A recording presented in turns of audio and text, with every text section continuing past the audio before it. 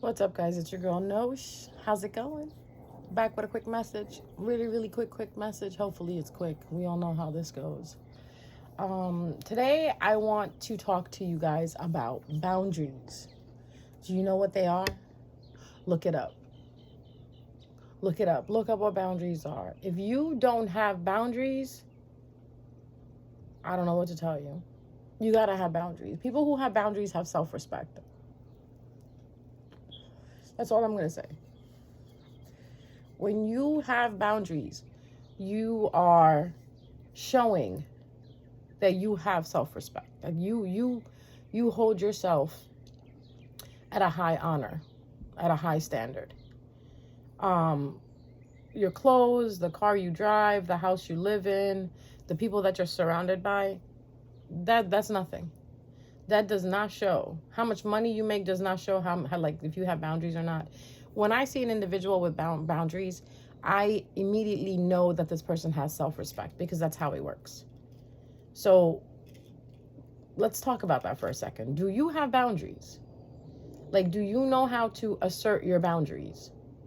Do you know how to show people that you have boundaries? Do you even tell people that you have boundaries? And then I think the funniest thing is, like, the most comical thing to me is people who have no boundaries like to cross over other people's boundaries. Like, if someone does not respect your boundaries, simply understand that this person has no boundaries whatsoever. Now, I'll give you little examples about not having any boundaries. Not having boundaries is calling someone at whatever hour of the day or night, or texting. Showing up at someone's house at whatever time you want. You know, usually you call before you show up or you announce yourself, you know. Being all up in a person's business. Demanding to know things. You know, this is not having boundaries. Like, you know it's not your business, but yet you want to know. Why? That's not having any boundaries. Like, you know, for instance, dating wise, having boundaries is a really good thing because then you can respect the other person's boundary. And then this also helps you discipline yourself in not, you know, taking it overboard. Like, if someone doesn't text you back, I'd give them 2 days. If 2 days they don't text you back, case closed.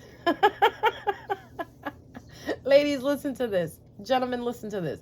If a person doesn't call you back or text you back in 2 days, and this is the person that you're so-called dating or in a relationship, case closed. Case closed. I don't care. Unless they ended up in a hospital, they're sick, something happened, you know what I mean? Case closed. And I don't want to hear that, oh, I lost my phone, this and that. There's so many other devices. Okay, so many other devices, your smartwatch, tablet, laptop, you know, gamer tag, any platform that you can go on in order to contact the person that when you lose your phone, you know that, all right? We live in 2024, guys. No one is that busy to return a phone call or a text, especially if you like someone. Because in my opinion, if you like someone, right, you truly, genuinely like someone, you'll talk to them. You know, you want to text them like, hey, what's going on? Even if it's one text a day, that's still showing up like, hey, I'm here, I'm interested. This is why this is why I'm teaching you guys, have boundaries. People are more attractive when they have boundaries. When you don't text someone over and over, if you texted someone and they haven't replied back to you, now you're double texting, you're triple texting. That's not having boundaries. No boundaries whatsoever. When you, like, I'll give you an example. Since I'm a tarot reader, I have some clients that I read tarot for. And I don't know why. I honestly don't know why they decide afterwards that they want to reach out to me and ask me, how am I doing? That's having no boundaries. I'm a business. I am a business.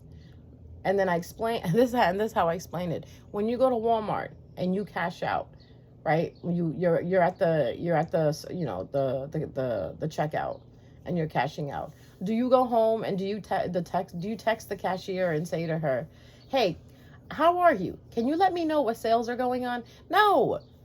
You make a doctor's appointment, right? In order to be seen by the doctor. Do you just show up at the doctor? No, you can't do that. They won't take you in. No, they won't. I'm sorry. I don't know. I don't care what doctor it is. They will not take you in. Even like someone that does your eyebrows. You show up. If she closes at 6 o'clock, you show up at 6:30. She ain't gonna be there. She left. She left at 6. You know?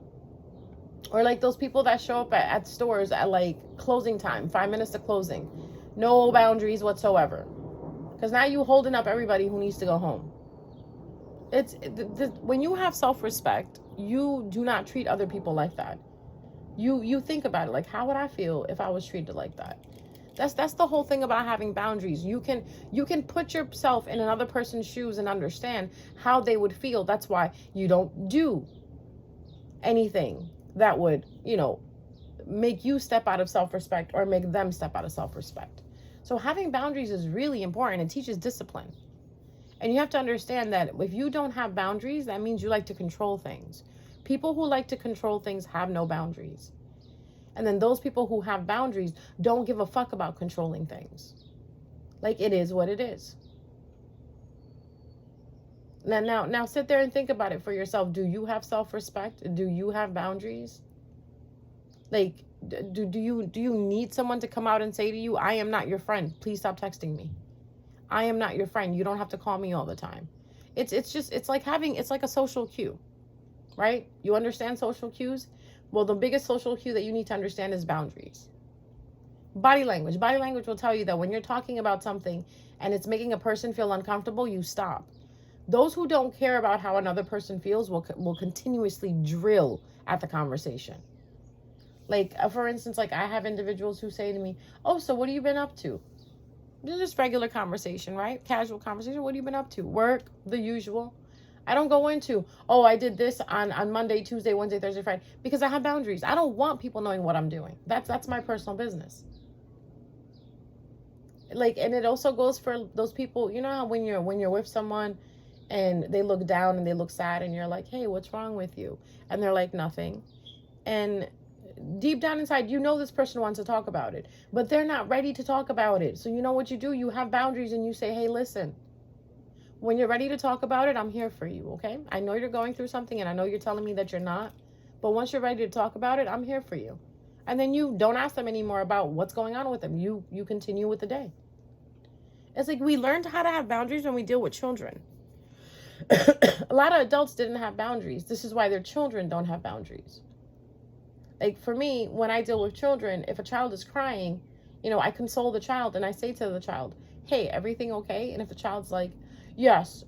And then I'll be like, honey, I understand it's not okay. And I know you're telling me that it's okay. And I totally understand that. But when you're ready to tell me how you feel, I'm here for you. You even give them respect. You even give them boundaries, because a lot of people think that children are really children. They're not this, they're not this, they're not that. I personally believe children are little people. They deserve just as much as respect as adults do. But then again, I'm crazy. You know what I mean? I'm just fucking crazy. But if you treat a child like that and you teach a child to have boundaries, to understand that you don't have to talk about whatever you want to talk about right now, you can come to it when you feel safe and secure, that's showing the child that that's a boundary. Like, I'm respecting your boundary. Like, I understand that you don't want to tell me right now. You need to process it. You need to get it together. When you're ready to tell me, I'll be here for you to listen. This is what people's problem is. They don't understand that. They're so quick to assume and jump the gun. Oh, this is not the... No, respect the person's boundary. Like, my biggest issue with boundaries is when I do tarot readings. Like, after I do the tarot reading, I'm a very personable person. I'm very comfortable. I try to make my client comfortable because that's what I have to do in order to read you. I can't read you if you're very stiff and you're insecure and you're guarded and this and that and you're paranoid. I can't read you. I have to make you comfortable. How do I make you comfortable? By respecting your boundaries. But then in return, what I get is these people want to be my friends, and I have to let them understand, like, no, I'm nobody's friend. I'm just a tarot reader. It's a bonus that I'm a very comfortable tarot reader, that it makes you feel very familiar and that you want to be friends with me. I can't help that, but I also have boundaries. Like, I have a limitation. Clients are clients. Acquaintances are acquaintances. Schoolmates are schoolmates. Colleagues are colleagues. Coworkers are coworkers. Alumni are alumni. Neighbors are neighbors. Friends are friends, family is family. Like when you designate these areas to people, they will know their boundary. And those people who don't respect your boundary, I would definitely suggest and advise, cut them out. Cut them out. Someone who doesn't know your boundary will hit you up whenever they want to hang out with you when it's convenient for them. That's having no boundaries, and that's not respecting you. So you have to understand it, especially for my guys and my gals out there. You want to hang out with this person and this and that. You're so obsessed with this person. Don't do that. Unless the person says to you, I like you being obsessed with me, it's a turn on to me, don't do it. Don't do it. There are certain people like myself. I like it when people, like when I'm dating someone or when I'm into someone and he's obsessed with me. Because then I'm obsessed with them. It's like it's equal. It's an equal obsession. But if you only have obsession on one side, where you keep contacting them, you keep calling them, you keep texting them, you keep initiating to hang out, you are not respecting that person's boundary, and you are not showing that you have self-respect. It's very seductive in a sense where you show you have self-respect. It's a turn on, guys. It really is. When you think highly of yourself, it's a turn on to a man and a woman. Like, oh wow. I like that. So this is why you have to understand, this is why we tell you guys, don't make yourself so available.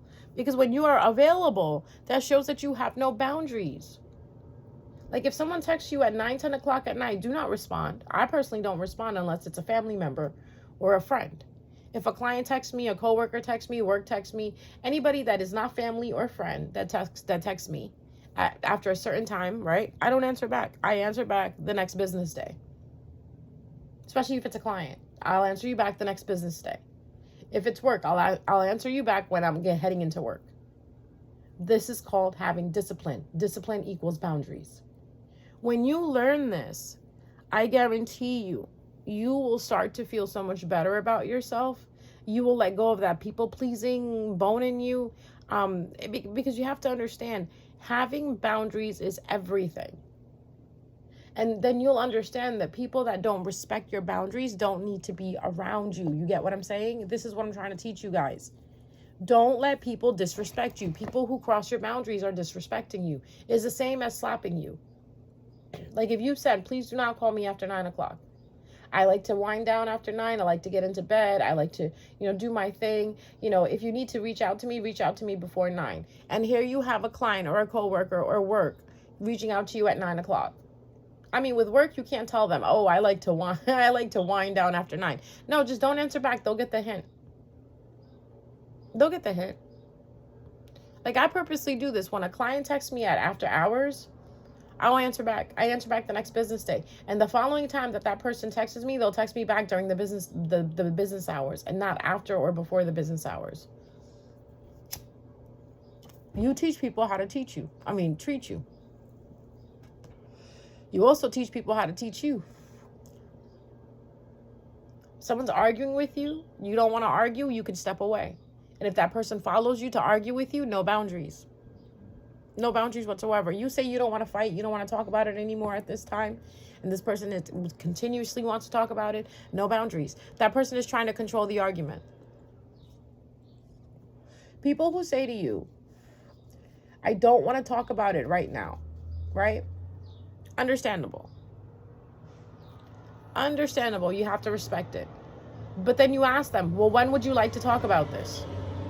If they don't give you a time, a place, like, listen, later on tonight when we get back, we'll sit down and talk about this. That person is trying to control the argument. Wanting not to argue is fine. Okay? I'm going to teach you guys healthy communication here. Say you're in a heated argument with your spouse, your boyfriend, your girlfriend, and you really don't want to deal with it right now. Right? You could say, listen, sweetheart, let's not talk about this right now. Let me process what you're saying. And then give me like 30 minutes, give me an hour, and we'll talk about it. Or, if you're arguing over the phone, listen, let me get home. Let me get to you, and then we'll sit down and talk to each other face to face. Because on the phone, miscommunication might happen. Misunderstanding might happen. Text messages, misunderstanding might happen. When you get to the person and you see them, sit down and have that conversation. And don't argue, discuss it. No need to get loud, no need to name call, no need to do nothing like that. Just state how you feel, exactly how you feel, and then see what the person says. A person with no boundaries will want to argue right then and there, solve the situation right then and there. Some people don't want to do that. I had to learn that because I'm the type of person, if I feel something, I want to tell you right then and there.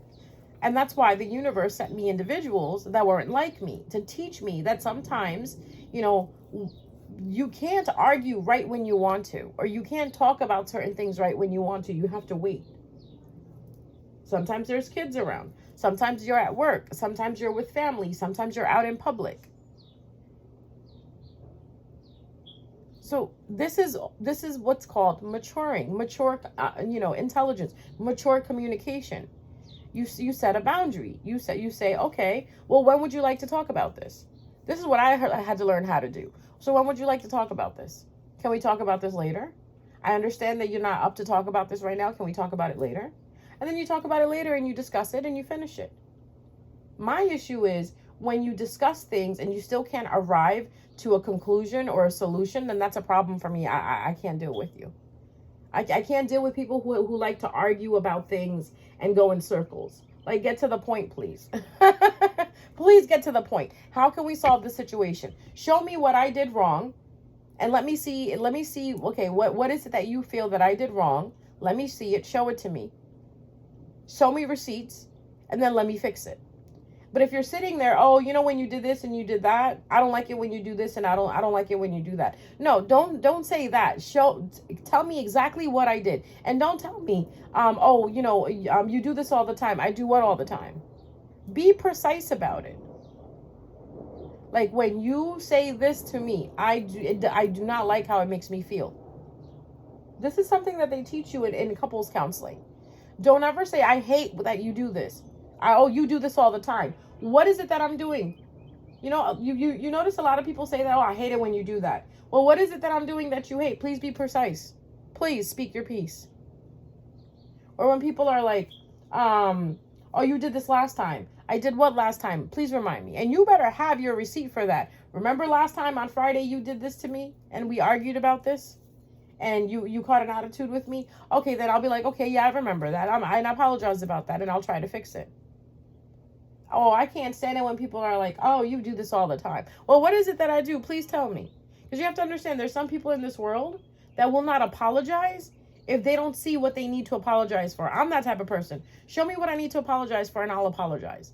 But if you can't pinpoint and show me what I need to apologize for, what am I apologizing for? Just to appease you? That ain't working. That's having no boundaries. Some people are like that. They just want someone to bow to them all the time, to apologize to them all the time.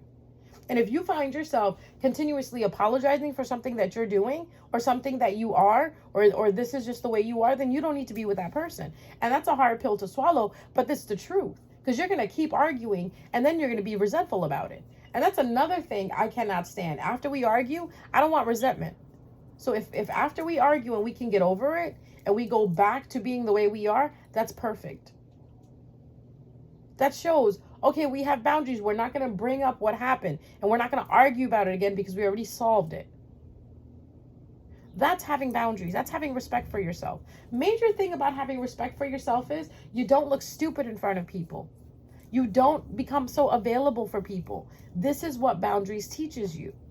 Boundaries are used with your kids as well too. When you have a kid that constantly tells you, you don't give me attention, you don't do this, you don't do that. No, excuse me? When do I not do this? You really need to break your kids out of that. You know how they say you don't love me, you don't hate. Oh, you hate me, you don't love me. Oh my God, I can't stand it when kids do that. It's like, honey. And that's when I go into the mode of, honey, I did this, this, this, and this, and that. And you still think I don't love you?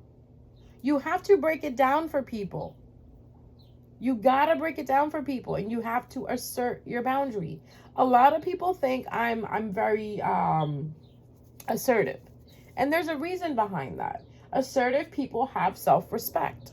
The reason why I'm assertive is because I'm telling you how I want to be treated. And if you can't treat me how I'm telling you to treat me, there is no need for me to even engage with you. If I tell you I don't like to be name called, and every time we come around each other, you want to name call me, guess what? I'm not going to come around you. If I tell you I don't like to be belittled, and you keep belittling me, no, I'm not going to come around you anymore. I tell you I don't like your attitude. There's no reason for you to have an attitude with me, especially if you're not upset with me. If you're upset at the world and here you are taking your attitude out on me, that's not respectful. That's not having boundaries. That's another reason that's a good one too. You know when people get mad at other things and then come take it out on you like you're the punching bag, you're the emotional dumping spot? Yeah, no boundaries whatsoever. Do you get mad and lash out on people? When I get upset, I isolate myself because I need to process why I'm upset before I take it out on someone. I know I'm capable of taking it out on someone. I know I'm capable of being really nasty when I'm upset. So you know what? I isolate myself. When I was younger and I would be upset, I would take it out on everybody. If I was mad, everybody else around me was mad too. But that's when I was unhealed. Now the healed version of me gets upset. I go in my room. I chill out for a little bit. I work out. You know, I distract myself, from what I'm being upset about, so I can process it in a sense. You know what I mean? You get what I'm saying? Like I can actually like think about it. Once I distract myself, I play my guitar, I watch my show, and then I sit there and I think about it. Like, why was I upset? Why did that trigger me so much? You know what I'm doing? Shadow work. Instead of going out and lashing out at someone and making them upset because I'm upset, I actually take accountability for why I'm upset. I talk to myself, right? I give myself that self-talk. I bring myself down from the anger, and now I'm ready to talk to people. It's a process. It's a process. But if you walk around with a chip on your shoulder and because you're miserable and you make other people miserable with your attitude when other people had nothing to do with it, you have no boundaries. You had a bad day, right? You had a bad day. Now you're taking it out on everybody else. No boundaries. You stepped on dog shit. Now you mad at everybody else. You mad at the dog. You mad at the person who didn't pick it up. Now you're on your way to work. Now you're mad at everybody at work. What happened? I stepped on dog shit. Big fucking deal. Big fucking deal. And some cultures, they think that stepping on dog shit is good luck. Getting pooped on by a bird is good luck. Try to see the positive out of the things. Don't take it out on people. I personally hate it. I hate it. And hate is a strong word. That's why I'm using it. I can't stand it when someone lashes out on me and I didn't even do anything to them. That boils me inside. When people do that to me, I cut them off. I don't even want to have shit to do with you anymore because that's the type of person you are. You're not emotionally mature enough to understand that your anger is your problem. Your feelings are your problem. Your misery is your problem. It's not a mutual problem between us. I'm fine. I'm happy because you're not happy. You want to come over here and ruin my day. Some people actually live to do that type of shit. And those are the people that I don't like to be around. Like, you ever call a friend up to say, hey, how's it going? Oh, well, this happened today and that happened today and blah, blah, blah. And you're like, well, did I fucking ask you? Like, oh my God. The person who's spilling out what happened, right? Who's being miserable. Oh, this happened and that happened, has no boundaries. The person who's sitting there listening has no boundaries. Both people have no boundaries. Correct way would be, hey, how's it going? It's going good. I had a couple of things that happened and I'm really not happy about. Okay, would you like to talk about it? No, I'm good. I don't want to take up your space because it's just stupid and I know I'll figure it out. Oh, but I want to help you figure it out. Really? You do? You don't mind if I talk to you about this? No, absolutely not. Okay, if I can help you out, I'll help you out. And then you tell the person what happened and then you let them help you out. That's it. That's mature communication. Not picking up the phone with an attitude. What do you want? How many times do we get this? How many times do we get that with that one person when they get an attitude or they're mad at someone? You can tell, what do you want? Because they're mad at the whole world. That's no boundaries, no self-respect. When you love yourself, number one, and have self-respect, you won't let yourself fall into that rut where you have to be mad at everybody. You will localize where the anger is coming from, right? You'll understand it, you'll process it, you'll take care of it, and you won't punish other people for it. That's what it is. It's called punishing others. I'm mad now. I want everybody else to be mad. That's selfish. That is so selfish and ridiculous. But some people are like that. This is why I'm explaining to you, you have to be careful of people like that. This is why it's best to have boundaries. Someone texts you at 3 o'clock in the morning to pick them up from a bar because they're drunk. Send them an Uber. Send them an Uber. What are you, their Uber? I mean, if it's your family member, it's different. If it's your sister, your best friend, your husband, your wife, your cousin, it's different. But if it's someone that you don't even speak to, someone you're not even in contact with, and they call you because they want something, learn how to have boundaries, learn how to say no. And it's okay if you don't want to do something.